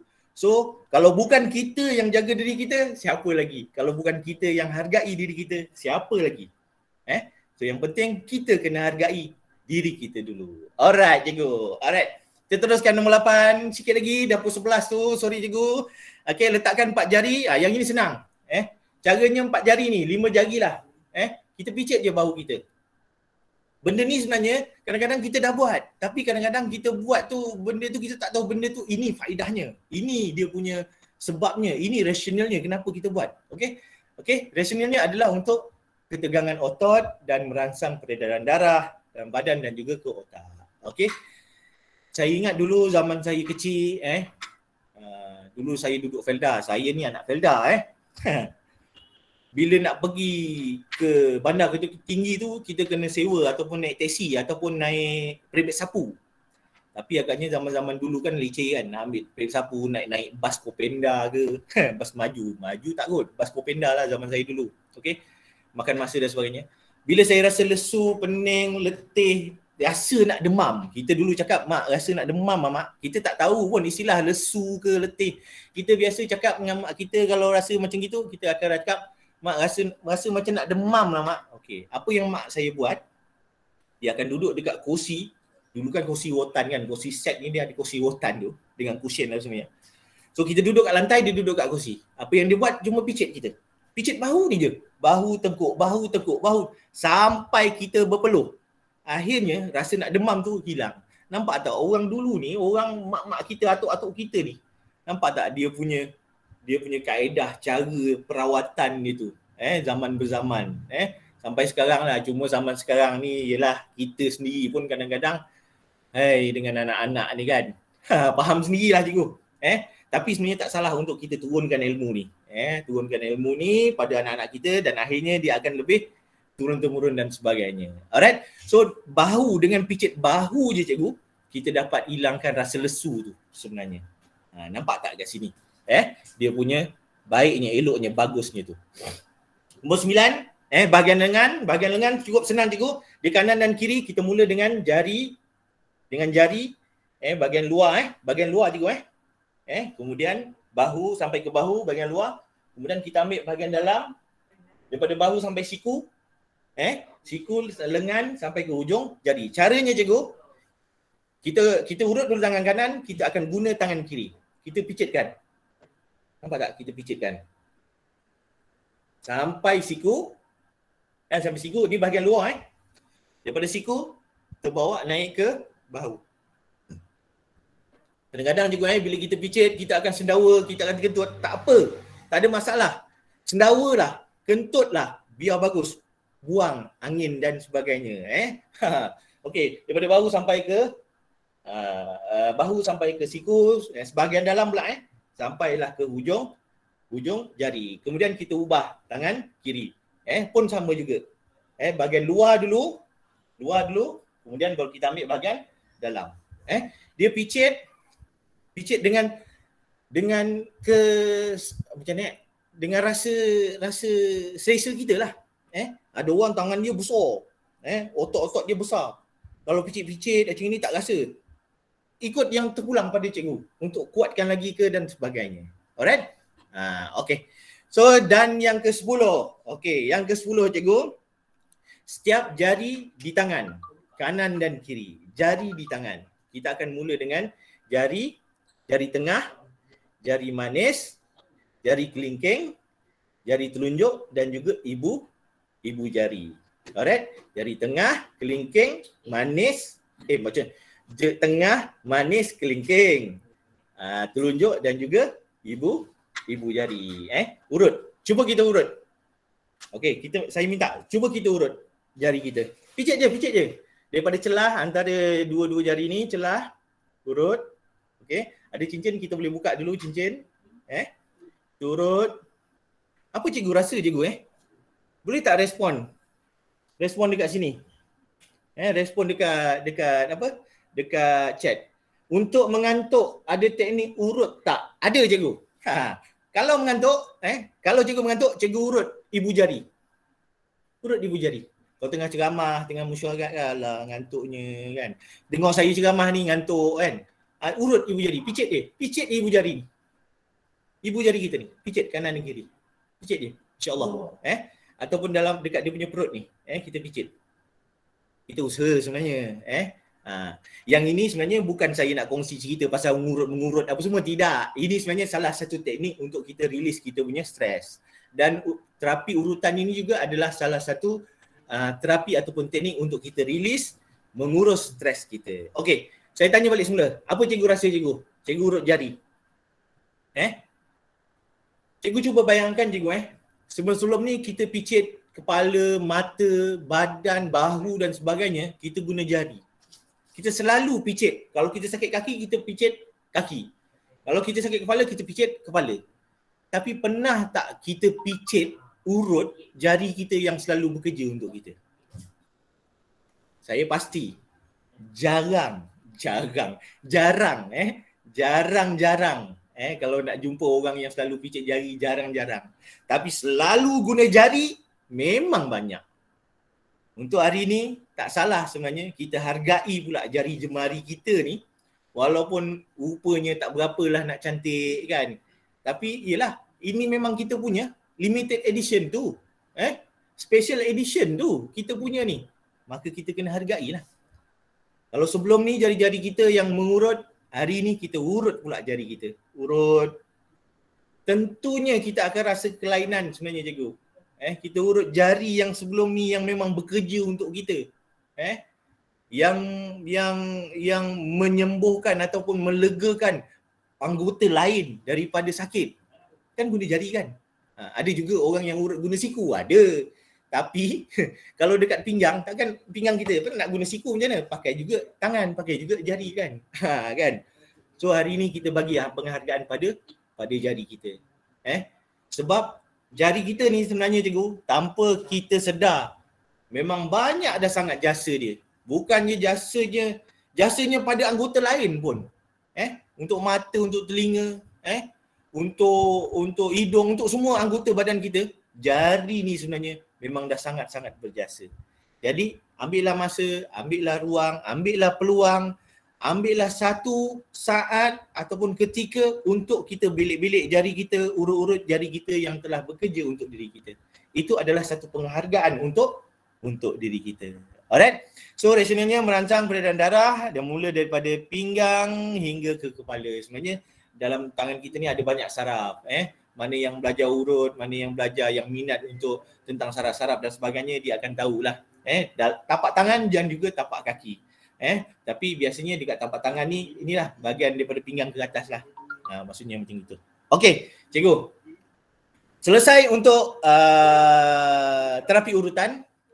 Ada beberapa tips lagi selepas kita terapi. Macam yang ini disarankan untuk kita tarik nafas guna hidung, lepas perlahan-lahan gunakan mulut macam yang saya tunjukkan tadi. Okey. Kemudian kita minum segelas air kosong untuk keselesaan, merehatkan otot. Dan tadi saya sebut kita dah sentuh titik tenaga tadi. Bila kita sentuh titik tenaga, maka kita kena bilas, kena minum untuk mengelakkan daripada badan kita terhidrasi ataupun dehydration lah. So saya mohon izin untuk kita minum segelas air. Cikgu-cikgu pun boleh minum segelas air untuk kita riliskan. Okey? Buat minum cikgu. Bismillah.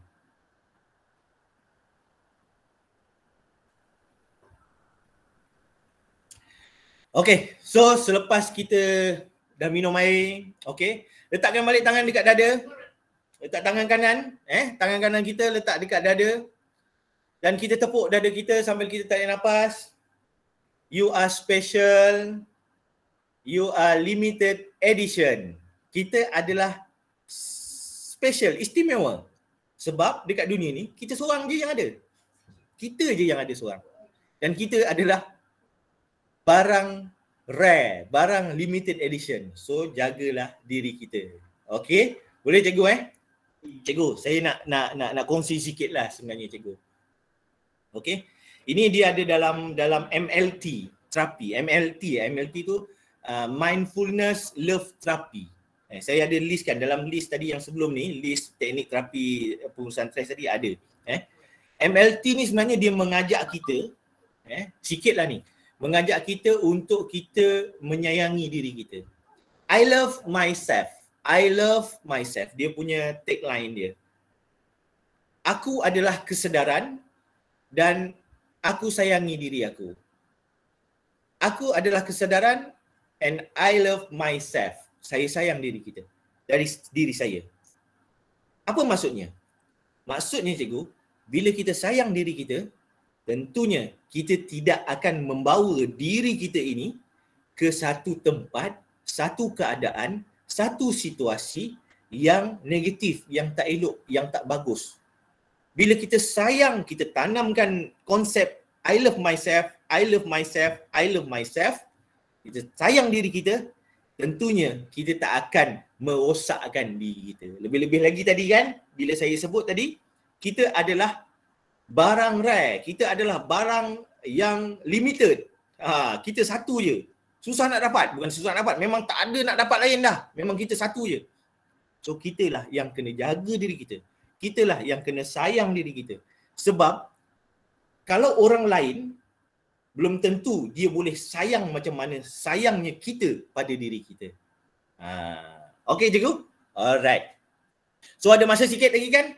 Okey, ada masa sikit. Cik Alfian boleh saya tambah sikit masa boleh Boleh, silakan. Okey. Thank you sobat. Alright, untuk yang ini urutan 5 jari. Tadi urutan satu badan. Ini urutan 5 jari. 5 jari ni sangat ringkas, cepat, mudah diingat, boleh dilakukan di mana saja. Kalau masa terapi kan kita kena ada duduk tempat yang selesa dan sebagainya. So untuk urutan 5 jari ni, saya kongsikan video, follow je video ni macam mana. Video ni datang daripada bahagian psikologi kaunseling, yang dibina oleh bahagian psikologi kaunseling untuk kita guna pakai sama-sama lah. Okey, kita tengok sama-sama cikgu.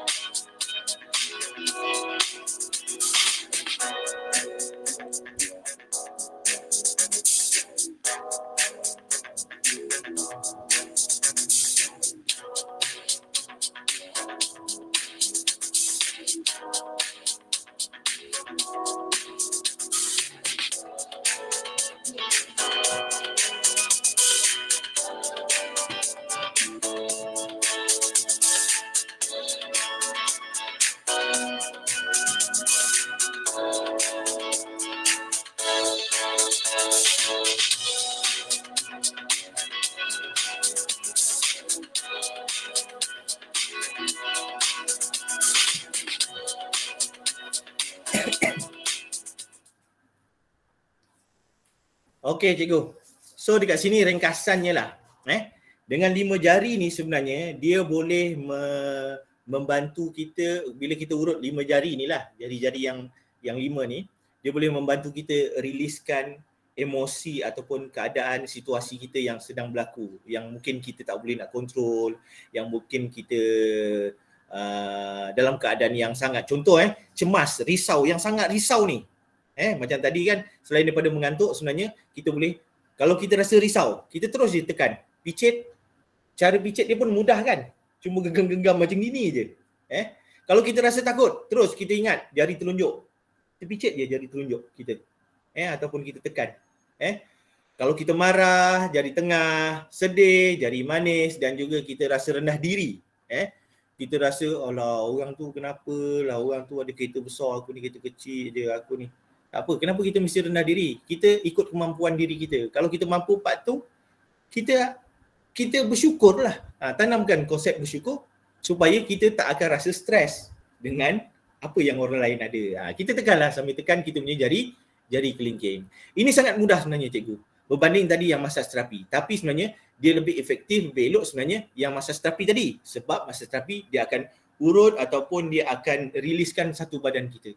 Bila badan kita berasa dalam keadaan yang tenang, yang selesa, yang nyaman, yang enak, yang seronok, yang happy, kita akan rasa lebih bertenaga, kita akan rasa lebih positif dan tak mudah rasa gelisah, tak mudah rasa kecil hati, tak mudah rasa kecewa dan sebagainya. So yang urutan 5 jari ni adalah sampingan tambahan sekiranya emergency. Contohlah emergency. Tiba-tiba rasa marah ni, aku marah ni, dah banting-banting barang apa semua tu. Cepat-cepat kita picit jari tengah kita ni. Okey? Cumanya lah cikgu, ini reality. Cumanya lah, ini cuma perkara-perkara ini sukar untuk kita lakukan. Terutama contoh, kita berada dalam keadaan marah. Bila kita marah, apa yang kita ingat? Kita ingat nak marah je lah. Ada kita ingat ni, nak urut 5 jari. Ada kita ingat tadi, nak urut-urut kepala, nak urut-urut tangan. Ada? Tak ada. Ada kita ingat yang paling penting, nak tarik nafas. Tak ada. Sebilangan kecil aja sebenarnya. Orang-orang kita lah. Kebanyakannya lah. So mulai hari ni sebenarnya cikgu, kita kena latih diri kita. Kita kan special edition. So kita yang kena latih diri kita. Untuk kita buat tak semestinya kena tunggu marah baru kita nak picit-picit jari, nak tarik-tarik nafas. Kita kena latih. Setiap hari, setiap pagi, setiap petang, sebelum tidur, kita latih, kita buat. Dan akhirnya benda itu, bila kita dah selalu buat, dia akan datang sendiri. Bila kita marah, terus dia teringat. Bila kita sedih, terus dia teringat. Apa kita nak kena buat, apa yang kita kena lakukan. Ini ringkasan untuk 5 jari. Saya mohon izin untuk tambah step. Tadi saya cakapkan untuk terapi warna, saya nak kongsi sikit lah. Pasal terapi warna, macam mana warna yang saya cakapkan tadi, yang saya sebutkan tadi cikgu, sebenarnya kita tak boleh lari daripada warna. Kemana saja kita pergi, kat rumah, kat bangunan, tengah tidur, malam pun sebenarnya ada warna. Gelap. Gelap tu, hitam tu adalah warna juga cikgu. Warna juga cikgu. Okey, so hari ni saya nak bagi sikit tips. Sikit tips berkenaan tentang macam mana kita nak tarik aura positif. Berkenaan tentang warna pakaian dengan hari-hari yang berkenaan. So contoh hari ni hari Sabtu, tengok saya pakai baju merah. Nampak kan? Walaupun ada warna biru tak ada masalah. Sebenarnya cikgu, yang penting dia ada elemen warna yang berkaitan dengan hari berkenaan. Macam yang saya bagi ni, hari Jumaat warna hijau. Bermaksud bukan kata kena hijau satu sud. Tak, yang penting ada elemen-elemen ataupun warna-warna yang hijau itu. Sebab apa cikgu? Hijau ni adalah warna keseimbangan, warna kesegaran, warna ketenangan. Warna hijau juga boleh kalau misal kata kita berada dalam keadaan yang resah, gelisah. Salah satu tekniknya kita boleh cari pemandangan. Macam tadi kan video dekat YouTube, video pemandangan. Kita cari pemandangan yang warna hijau yang menenangkan. Sebenarnya dia dapat rilis, membantu diri kita, emosi kita, psikologi kita supaya dia dapat riliskan kita punya kegelisahan tu. Warna Sabtu warna merah. Merah ialah warna yang mendorong ataupun mendorong kita untuk membuat sesuatu yang baru. Membantu kita untuk berkomunikasi, bersosial dan sebagainya. Warna merah, warna yang membangkitkan aura ataupun membangkit dan menyerap aura-aura yang positif. Hari Ahad warna hitam. Macam sekarang kita kalau kat sekolah kan kita kan hari Ahad kan pakai baju korporat kan. Jangan takut, kita pakai baju korporat warna putih, tapi kita ada kain seluar ataupun tudung warna hitam. Ada tak elemen hitam? Ada kan? So boleh kita teruskan, tak ada masalah. Sebab apa? Sebab hari Isnin warna putih. Warna putih bermaksud cikgu bukan kena putih memang putih terang, putih menyala, putih macam budak sekolah. Tak. Putih ni sebenarnya warna yang menyerap. Cikgu juga boleh tukarkan warna biru muda tu. Warna pink muda tu. Itu yang warna hari Isnin. Untuk kita serap aura positif ni. Kita nak tarik aura positif yang untuk diri kita. Sebab macam mana yang saya sebut tadi, bila kita positif, maka insya-Allah segala apa yang kita buat pun akan jadi positif. Tapi bukan positif tu boleh datang saja je. Tak boleh. Kita kena usaha lah. Kita kena tengok, kena buat, kena ikut, kena dengan cara yang betul. Macam mana? Antaranya inilah caranya. Dengan menggunakan warna. Kita tarik aura positif tu menggunakan warna. Okey, hari Selasa warna pink dan purple. Pink ataupun purple. Pink ataupun purple ni adalah warna kasih sayang. Warna ketenangan juga. Sama juga macam warna hijau tadi. Dia warna hijau, purple, biru. Kalau cikgu rasa resah, cikgu carilah bilik ataupun bilik cikgu, bilik solat ke, catlah warna-warna yang saya sebut. Warna hijau ke, warna biru ke, warna ungu ke, warna purple tu untuk kita dapat ketenangan. Sambil kita duduk dalam keadaan yang kita rasa gelisah tadi tu, sambil kita gunakan teknik tarik nafas dan sebagainya, dibantu dengan sekeliling kita, sekeliling kita yang warna-warna yang mendatangkan aura-aura positif tu, sebenarnya dia akan mempercepatkan lagi dari sudut dari sudut psikologinya, membantu lagi kita supaya lebih tenang dan lapang tu. Okey, rasa ringan, regang. Okey, tahniah cikgu. Sedap macam makan keropok. Apa cikgu? Cikgu Ong? Sedap macam makan keropok.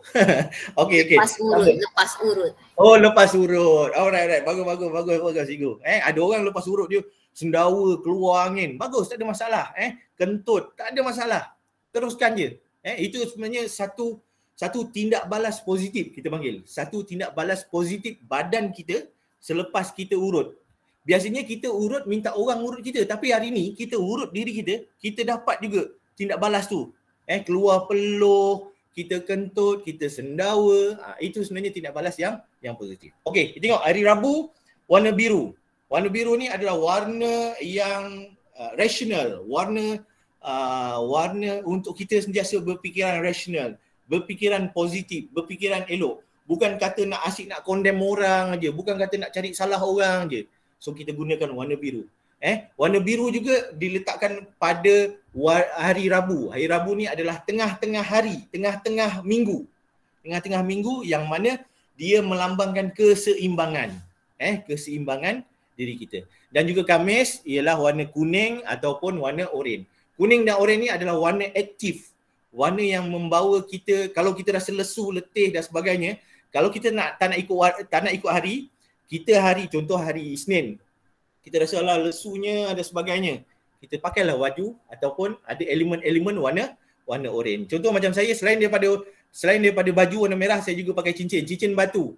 Cincin batu murah je, cincin batu RM10, warna merah. Untuk tingkatkan kita punya aura sebenarnya. Kita usaha cikgu. Kita belajar. Bila kita belajar, kita dapat sesuatu. Dan bila kita dapat sesuatu tu, kalau kita tak amalkan, satu kerugian. Bila kita dah amalkan, insyaAllah kita akan dapat dia punya feedback tu. Ingat, kita adalah limited edition. Alright cikgu. Alright, terima kasih di atas kebersamaan cikgu semua hingga ke akhir slot. Saya harapkan perkongsian saya pada hari ini akan memberikan manfaat lah. Manfaat bukan saja pada diri kita. Yang utama sebenarnya untuk diri kita. Dan bila kita dah kuasai, bila kita dah dapat, bila kita dah boleh apply, boleh gunakan, kita pula boleh kongsikan pada orang lain. Dan sebenarnya macam saya lah sendiri, saya dapatkan ilmu-ilmu macam ni. Ilmu-ilmu macam ni sebenarnya cikgu bukan kita dapat kat universiti, tak ada. Tanya cikgu Alfian. Tak ada kat universiti cerita pasal pengurusan saya, tak ada. Semuanya kita dapat melalui itulah kursus berbayar, biasanya kursus berbayar lah cikgu. Tapi tak apa. Untuk yang ini kita nak kongsikan ilmu, kita nak sebar luaskan ilmu yang bermanfaat, yang elok, yang baik ni sebenarnya satu part kita dapat secara rohani lah masuk kat sini. Yang itu. Dan yang paling penting sebenarnya kita guna pakai, kita apply kan. Kalau kita dapat aja tapi kita simpan, akhirnya kita simpan tu jadi terlupa, tak ingat. Dan satu pembaziran lah bila kita tak guna. Jadi bila kita dah ada ni, kita apply kan. Dan akhirnya dia akan datang pada diri kita sendiri. Dia akan bagi tindak balas tu, yang dapat tu, yang elok, yang baik, yang bagus tu, dia akan respon pada diri kita sendiri. Kita yang akan rasa lebih bertenaga, kita yang akan rasa lebih positif, kita yang akan rasa lebih seronok.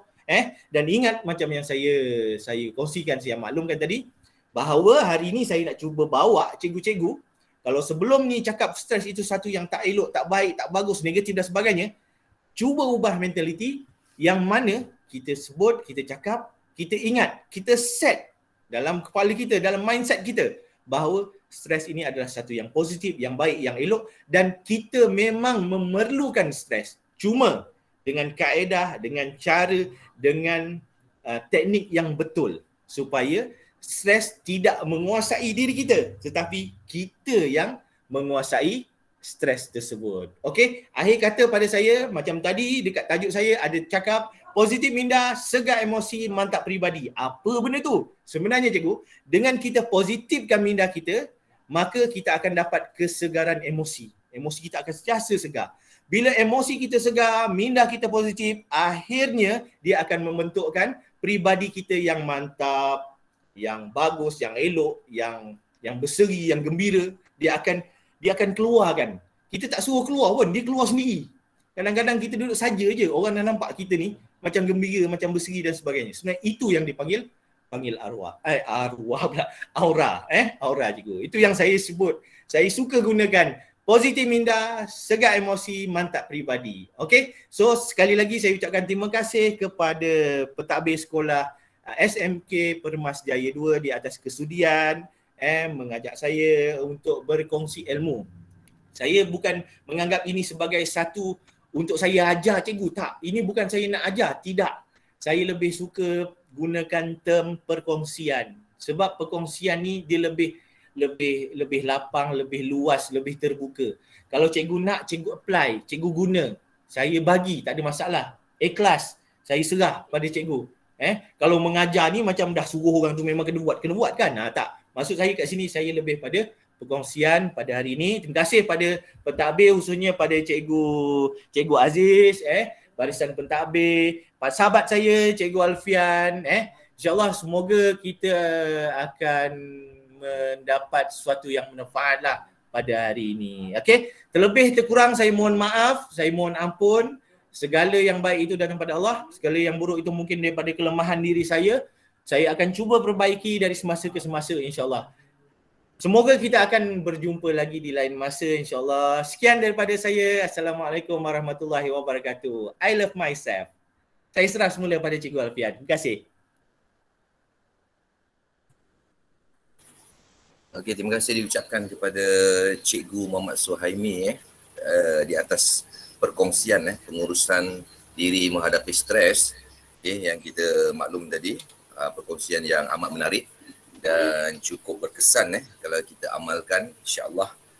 Kita tahu di sini kita ada eustress dan distress, iaitu eustress stres yang baik dan distress stres yang menjadikan satu tekanan yang boleh membawa kepada keburukan.